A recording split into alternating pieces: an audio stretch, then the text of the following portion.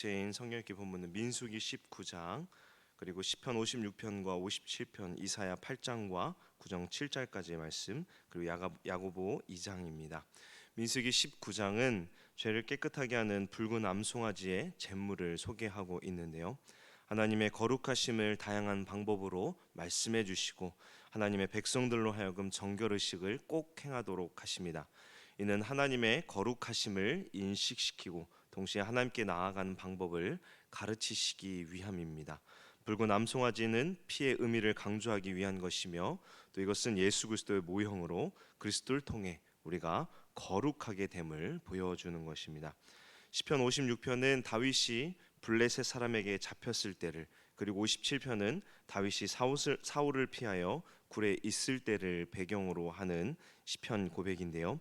다윗은 사람들이 자기를 삼키려 한다고 호소하며 하나님만 의지하겠다고 고백합니다. 하나님을 의지하는 것은 사람의 손길에서 건져주시는 것이기에 두렵지 않다고 다윗은 고백합니다. 이사야 8장과 9장 7절까지의 말씀을 보면 7장에 이어 하나님을 온전히 의지할 것을 말씀하는데요. 하나님께서는 이사야의 아들의 이름을 통해 북이스라엘과 아람이 아수르에게 멸망당할 것을 예언하시며 하나님을 의지하지 않는 남유다에게도 징계를 말씀하시지만 멸망하지 않고 유다를 보존하여 주실 것을 약속하는 말씀이 기록되어 있습니다. 야고보서 2장은 행함이 없는 믿음은 죽은 믿음이라고 말씀하는데요. 믿음이 있노라 하면서 아무것도 행하지 않는 사람은 죽은 믿음을 가진 자라고 말씀합니다. 아브라함의 믿음도 행함이 살아있는 이러한 믿음이었는데요. 그리스도를 믿는 믿음은 반드시 삶의 그 열매를 가져와야 함을 말씀하고 있습니다. 성경 읽기를 통해 하나님께서 주시는 은혜를 누리는 오늘 하루 되기를 바랍니다. 이제 어제 7장에 이어서 7장에서 아하스의 믿음을 보았는데요.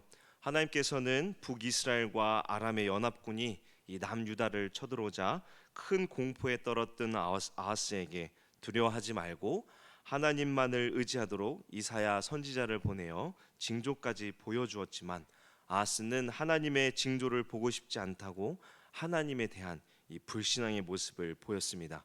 결국 아하스는 북이스라엘과 아람의 이 동맹국을 대적하기 위하여 아수르에게 각종 예물을 취하여 도움을 요청하게 되는데요. 하나님께서는 하나님이 아닌 세상을 의지한 아하스에게 그가 의지한 것이 완전하지 않은 것이며 어리석은 것이었음을 말씀하며 또 아수르에 의해 결국 남유다가 징계를 당하게 될 것이라고 하나님께서 말씀하는 것을 보았습니다. 이는 하나님께서 죄로 인하여 위기에 빠진 남유다를 구원하시기 위해 은혜를 베풀고자 했지만 이를 거절한 아하스로 인하여 결국 하나님의 징계를 받게 된 남유다의 이 어리석은 모습을 보여주며 또 아하스 왕이 두려워해야 할 이 대상은 이 북이스라엘과 아람의 동맹군도 그렇다고 이 아수르도 아닌 하나님이심을 말씀하고 있습니다. 그리고 하나님을 두려워하지 않으면 하나님의 징계와 심판을 받게 된다는 것을 말씀하며 죄를 회개하고 하나님께 돌아오라고 7장에서 말씀하시는 것이었습니다. 오늘 8장은 이 전쟁의 위기 가운데 있는 남유다 아하스에게 다시금 한 번 더 하나님의 징조를 보여주시는데요. 하나님께서는 마을살랄 하스바스라는 예언을 이 아하스에게 주십니다. 이 말은 노략품을 재빨리 그리고 전리품을 잽싸게라는 뜻인데요. 이 말을 이사야 선지자에게 서판을 쓰고 또 2절에 증인 두 사람을 세우게 하시는데요. 이는 하나님께서 선포한 마을살랄 하스바스 예언이 반드시 이루어질 것임을 보여주는 것입니다. 그렇다면 이 마을살랄 하스바스는 누구에 대한 예언일까요? 이것은 남유다가 아닌 북이스라엘의 패망을 예언하는 것으로 남유다를 공격한 이 북이스라엘과 아람이 이 아수르에 의해서 속히 노략당하게 될 것이라는 예언인 것입니다. 하나님께서는 서판에 쓰고 증인을 세운 것으로도 모자라 3절에 이사야 선지자의 아들 이름을 마을살랄 하스바스라고 지으라고 말씀하시는데요.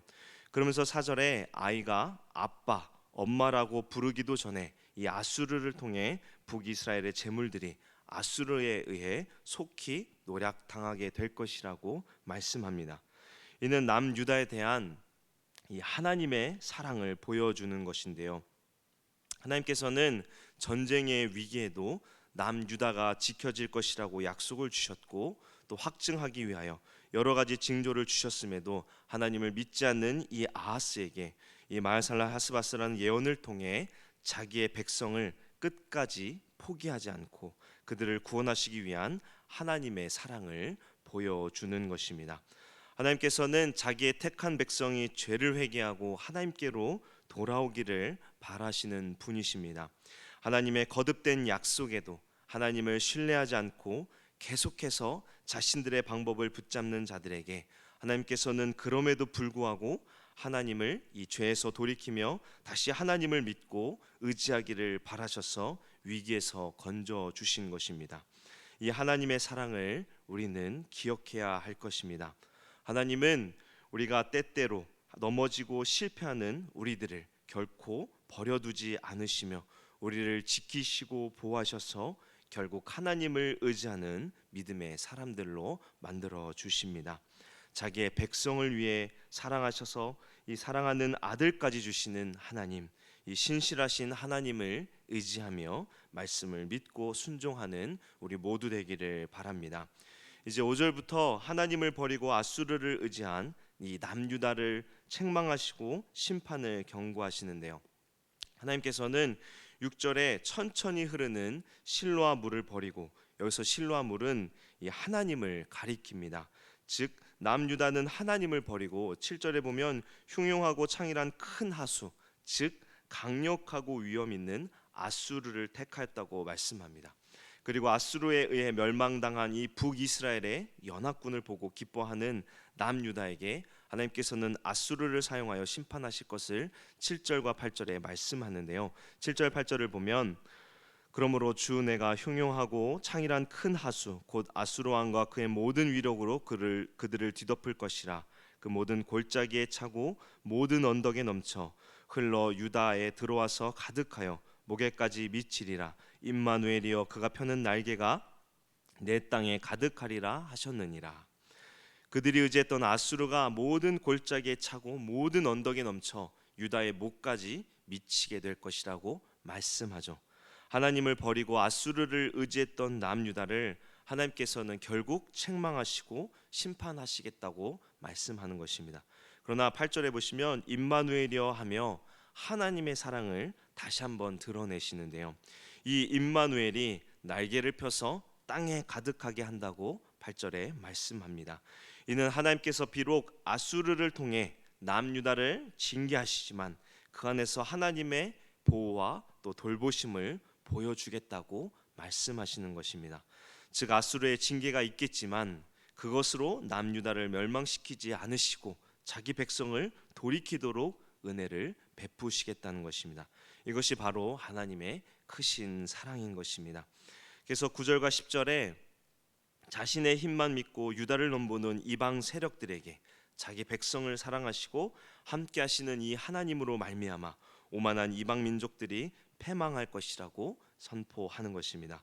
그들이 어떠한 계획을 세울지라도 하나님께서 자기 백성을 지키시고 보호하시기에 그 계획이 결단코 이루어지지 못할 것이라고 10절에 말씀하는 것입니다.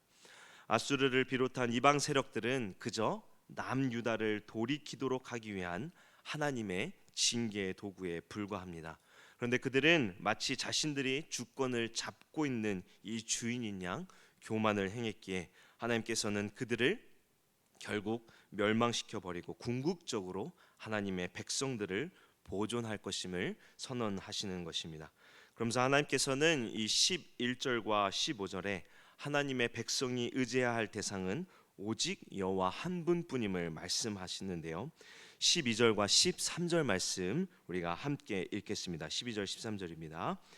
이 백성이 반역자가 있다고 말하여도 너희는 그 모든 말을 따라 반역자가 있다고 하지 말며 그들이 두려워하는 것을 너희는 두려워하지 말며 놀라지 말고 만군의 여호와 그를 너희가 거룩하다 하고 그를 너희가 두려워하며 무서워할 자로 삼으라. 진정으로 두려워해야 할 대상이 누구인지를 말씀하고 있는 것입니다.